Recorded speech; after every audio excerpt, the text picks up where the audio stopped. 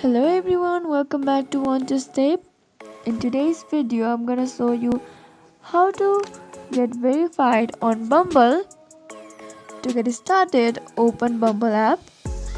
Once you're on the app, click on the third option on the button below, which is represented by heart icon. Now there you can see the option verify yourself. Simply click on the option and now you will see take my photo option. Click on the photo and do the same pose the girl did on the screen interface. Simply pose with a thumbs up.